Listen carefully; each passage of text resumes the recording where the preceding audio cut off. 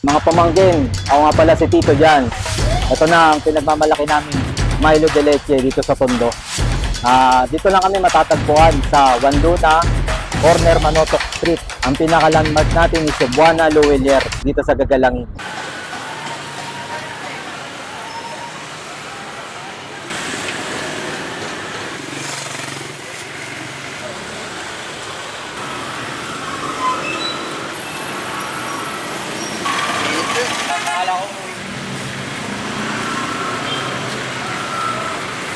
Ito na ang pinagmamalaki namin, Milo de Leche dito sa Tondo.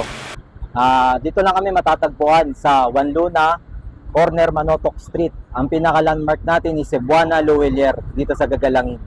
Then malapit lang talaga kami, pinaka-landmark natin is St. Joseph Church. Yun, para hindi na kayo maligaw.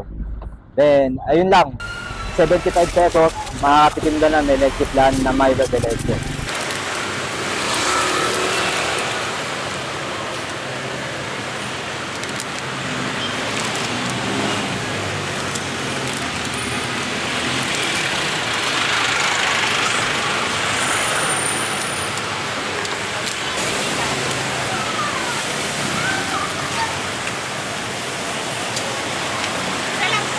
Pearl or nata?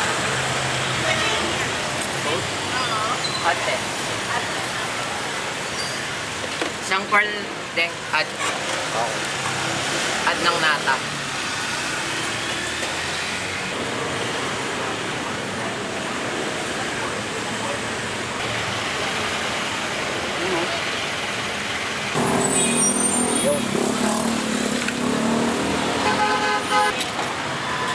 Dito nga namin to.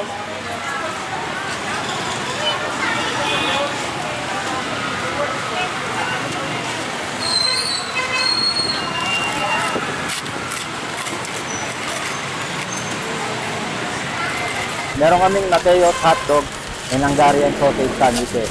Pinagmamalaki namin dito na Hungarian overload. Yun ang pinaka-overload ng Tondo. Pag na-try nyo to, hindi nyo na makakalimutan to. Wala nang ibang naka-invento ng ganito. Nag-start kami ng alas 2 ng hapon hanggang alas 11 ng gabi. Yun, para makapunta na kayo dito, Cebuana Luwilier lang hanapin nyo.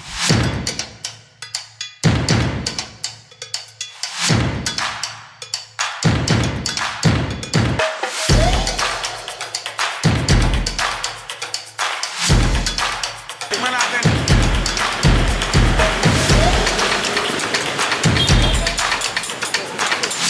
Dita na, G!